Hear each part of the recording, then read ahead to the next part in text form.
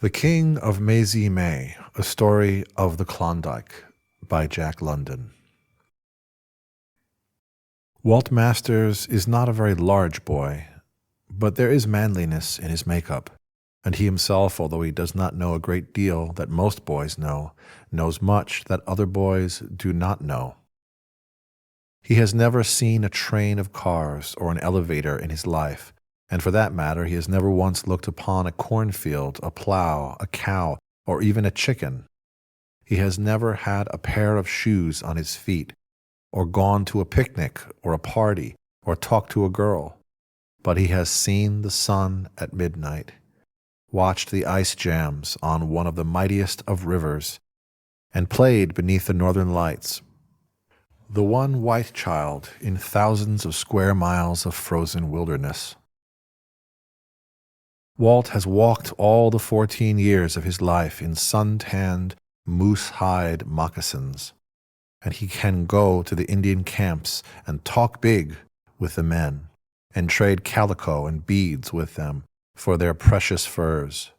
He can make bread without baking powder, yeast, or hops, shoot a moose at 300 yards, and drive the wild wolf dogs 50 miles a day on the packed trail.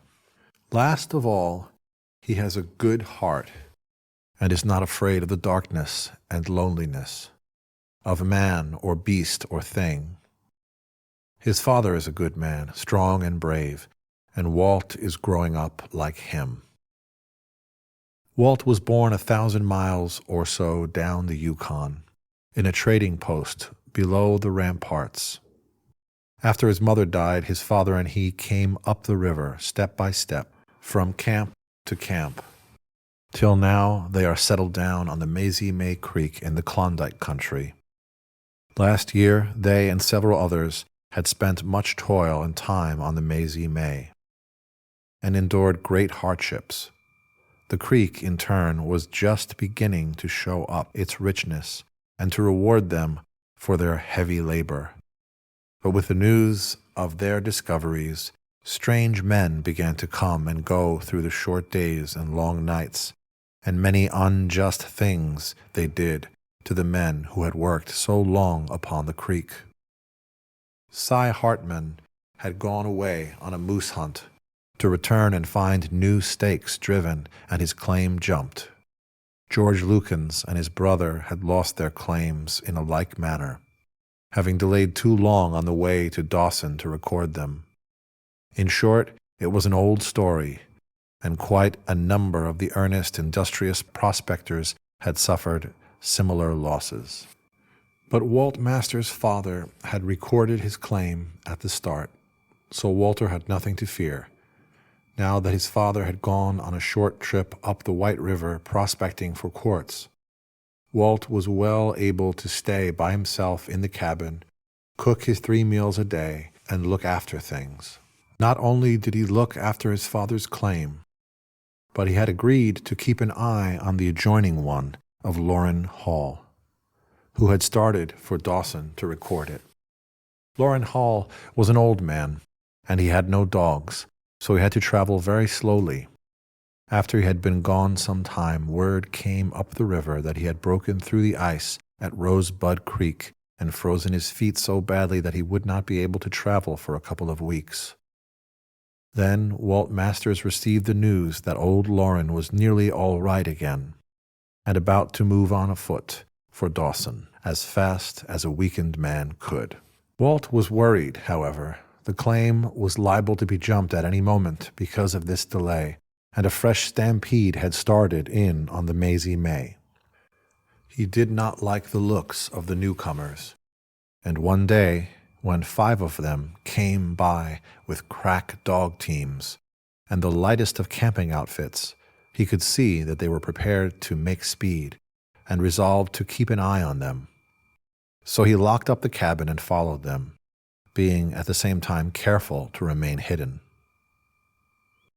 He had not watched them long before he was sure that they were professional stampeders, bent on jumping all the claims in sight. Walt crept along the snow at the rim of the creek and saw them change many skates, destroy old ones, and set up new ones. In the afternoon, with Walt always trailing on their heels, they came back down on the creek, unharnessed their dogs, and went into camp within 2 claims of his cabin. When he saw them make preparations to cook, he hurried down to get something to eat himself and then hurried back. He crept so close that he could hear them talking quite plainly, and by pushing the underbrush aside, he could catch occasional glimpses of them. They had finished eating and were smoking around the fire. "The creek is all right, boys," a large black-bearded man, evidently the leader, said. "And I think the best thing we can do is to pull out tonight. The dogs can follow the trail. Besides, it's going to be moonlight. What say you?" "But it's going to be beastly cold," objected one of the party. "It's 40 below zero now." "And sure can't ye keep warm by jumping on the sleds and running after dogs?" cried an Irish man. "And who wouldn't? The creek is as rich as the United States Mint. Faith, it's an illigant chanst to be getting a run for your money. And if ye don't run, it's maybe you'll not get the money at all, at all." "That's it," said the leader. "If we can get to Dawson and record, we're rich men. And there is no telling who's been sneaking along in our tracks watching us and perhaps now off to give the alarm. The thing for us to do is to rest the dogs a bit and then hit the trail as hard as we can. What do you say?" Evidently, the men had agreed with their leader, for Walt Masters could hear nothing but the rattle of the tin dishes which were being washed. Peering out cautiously, he could see the leader studying a piece of paper. Walt knew what it was at a glance, a list of all the unrecorded claims on Mazy May. Any man could get these lists by applying to the Gold Commissioner at Dawson. 32, the leader said, lifting his face to the men. 32 isn't recorded, and this is 33. Come on, let's take a look at it. I saw somebody working on it when we came up this morning." 3 of the men went with him, leaving 1 to remain in the camp. Walt crept carefully after them till they came to Loren Hall's shaft. One of the men went down and built a fire at the bottom to thaw out the frozen gravel, while the others built a fire on the dump and melted water in a couple of gold pans. This they poured into a piece of canvas stretched between 2 logs used by Loren Hall in which to wash his gold. In a short time, a couple of buckets of dirt were sent up by the man in the shaft, and Walt could see the others grouped anxiously about their leader as he proceeded to wash it. When this was finished, they stared at the broad break of black sand and yellow gold grains on the bottom of the pan, and one of them called excitedly for the man who had remained in camp to come look. Loren Hall had struck it rich, and his claim was not yet recorded. It was plain that they were going to jump it. Walt lay in the snow, thinking rapidly. He was only a boy, but in the face of the threatened injustice against old lame Loren Hall, he felt that he must do something. He waited and watched, with his mind made up, till he saw the men began to square up new stakes. Then he crawled away, till out of hearing, and broke into a run for the camp of the Stampeders. Walt's father had taken their own dogs with him prospecting, and the boy knew how impossible it was for him to undertake the 70 miles to Dawson without the aid of dogs. Gaining the camp, he picked out with an experienced eye the easiest running sled, and started to harness up the Stampeders' dogs. There were 3 teams of 6 each, and from there he chose 10 of the best. Realizing how necessary it was to have a good head dog, he strove to discover a leader amongst them, but he had little time in which to do it, for he could hear the voices of the returning men. By the time the team was in shape and everything ready, the claim jumpers came into sight in an open place not more than 100 yards from the trail, which ran down the bed of the creek. They cried out to him, but he gave no heed. Grabbing up one of the fur sleeping robes, which lay loosely in the snow, and leaping upon the sled. "Mush! Hi! Mush! On!" he cried to the animals, snapping the keen-lashed whip among them. The dogs sprang against the yoke straps, and the sled jerked under way so suddenly as to almost throw him off. Then it curved into the creek, poising perilously on one rudder. He was almost breathless with suspense when it finally righted with a bound and sprang ahead again. The creek bank was high, and he could not see, although he could hear the cries of the men and knew they were running to cut him off. He did not dare to think what would happen if they caught him.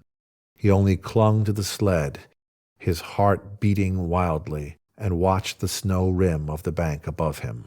Suddenly, over this rim came the flying body of the Irishman, who had leaped straight for the sled in a desperate attempt to capture it. But he was an instant too late. Striking on the very rear of it, he was thrown from his feet backward into the snow. Yet with the quickness of a cat, he had clutched the end of the sled with one hand, turned over, and was dragging behind on his breast, swearing at the boy and threatening all kinds of terrible things if he did not stop the dogs. But Walt cracked him sharply across the knuckles with the butt of the dog whip till he let go. It was 8 miles from Walt's claim to the Yukon, 8 very crooked miles, for the creek wound back and forth like a snake, tying knots in itself, as George Lukens said. And because it was so crooked, the dogs could not get up their best speed, while the sled ground heavily on its side against the curves, now to the right, now to the left. Travelers who had come up and down the Mazy May on foot with packs on their backs had declined to go around all the bends, and instead had made shortcuts across the narrow necks of the creek bottom. 2 of his pursuers had gone back to harness the remaining dogs. The others took advantage of these shortcuts, running on foot, and before he knew it, they had almost overtaken him. "Halt!" they cried after him. "Stop, or we'll shoot!" But Walt only yelled the harder at the dogs and dashed round the bend with a couple of revolver bullets singing after him. At the next bend, they had drawn up closer still, and the bullets struck uncomfortably near to him. But at this point, the Mazy May straightened out and ran for half a mile as the crow flies. Here the dogs stretched out in their long wolf swing, and the stampeders, quickly winded, slowed down and waited for their own sled to come up. Looking over his shoulder, Walt reasoned that they had not given up the chase for good, and that they would soon be after him again. So he wrapped the fur robe about him to shut out the stinging air, and lay flat on the empty sled, encouraging the dogs as he well knew how. At last, twisting abruptly between 2 river islands, he came upon the mighty Yukon, sweeping grandly to the north. He could not see from bank to bank, and in the quick falling twilight it loomed, a great white sea of frozen stillness. There was not a sound, save the breathing of the dogs and the churn of the steel-shod sled.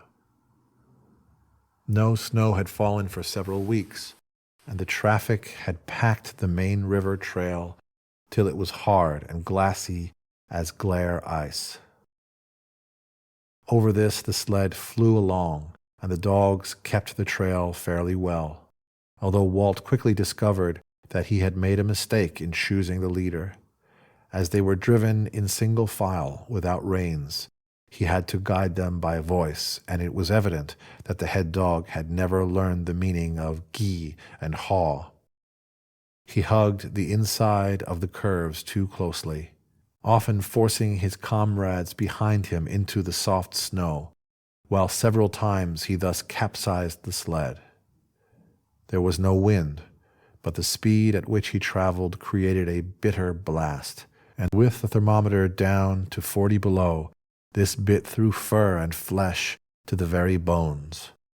Aware that if he remained constantly upon the sled he would freeze to death, and knowing the practice of Arctic travelers, Walt shortened up one of the lashing thongs, and whenever he felt chilled, seized hold of it, jumped off, and ran behind till warmth was restored. Then he would climb on and rest till the process had to be repeated.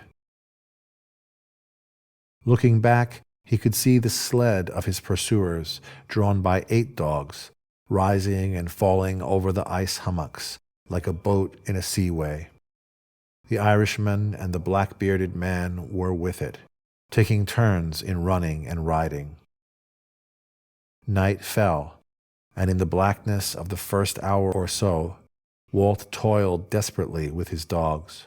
On account of the poor lead dog, they were constantly floundering off the beaten track into the soft snow, and the sled was as often riding on its side or top as it was in the proper way. This work and strain tried his strength sorely. Had he not been in such haste, he could have avoided much of it, but he feared the stampeders would creep up in the darkness and overtake him. However, he could hear them occasionally yelling to their dogs and knew from the sounds that they were coming up very slowly. When the moon rose, he was off 60 Mile, and Dawson was only 50 miles away. He was almost exhausted and breathed a sigh of relief as he climbed on the sled again. Looking back, he saw his enemies had crawled up within 400 yards. At this pace they remained a black speck of motion on the white river beast. Strive as they would, they could not shorten this distance, and strive as he would, he could not increase it. He had now discovered the proper lead dog, and he knew he could easily run away from them if he could only change the bad leader for the good one. But this was impossible, for a moment's delay at the speed they were running would bring the men behind upon him. When he got off the mouth of Rosebud Creek, just as he was topping a rise, the ping of a bullet on the ice beside him and the report of a gun told him that they were this time shooting at him with a rifle. And from then on, as he cleared the summit of each ice jam, he stretched flat on the leaping sled till the rifle shot from the rear warned him that he was safe till the next ice jam. Now it is very hard to lie on a moving sled, jumping and plunging and yawing like a boat before the wind, and to shoot through the deceiving moonlight at an object 400 yards away, on another moving sled performing equally wild antics. So it is not to be wondered at that the black-bearded leader did not hit him. After several hours of this, during which perhaps a score of bullets had struck about him, their ammunition began to give out, and their fire slackened. They took greater care and only whipped a shot at him at the most favorable opportunities. He was also beginning to leave them behind, the distance slowly increasing to 600 yards. Lifting clear on the crest of a great jam off Indian River, Walt Masters met his first accident. A bullet sang past his ear and struck the bad lead dog. The poor brute plunged in a heap with the rest of the team on top of him. Like a flash, Walt was by the leader, cutting the traces with his hunting knife. He dragged the dying animal to one side and straightened out the team. He glanced back. The other sled was coming up like an express train. With half the dogs still over their traces, he cried, "Mush on!" and leaped upon the sled just as the pursuing team dashed abreast of him. The Irishman was just preparing to spring for him. They were so sure they had him that they did not shoot. When Walt turned fiercely upon them with his whip, he struck their faces, and men must save their faces with their hands, so there was not shooting just then. Before they could recover from the hot rain of blows, Walt reached out from his sled, catching their wheel dog by the forelegs in mid-spring and throwing him heavily. This brought the whole team into a snarl, capsizing the sled and tangling his enemies up beautifully. Away Walt flew, the runners of his sled fairly screaming as they bounded over the frozen surface.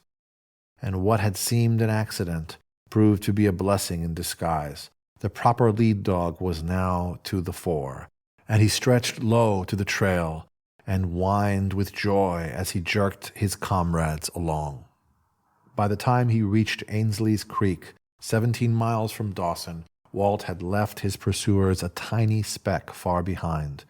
At Monte Cristo Island he could no longer see them, and at Swede Creek, just as daylight was silvering the pines, he ran plump into the camp of old Loren Hall.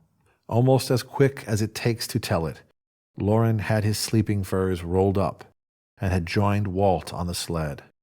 They permitted the dogs to travel more slowly, as there was no sign of the chase in the rear. And just as they pulled up at the Gold Commissioner's office in Dawson, Walt, who had kept his eyes open to the last, fell asleep.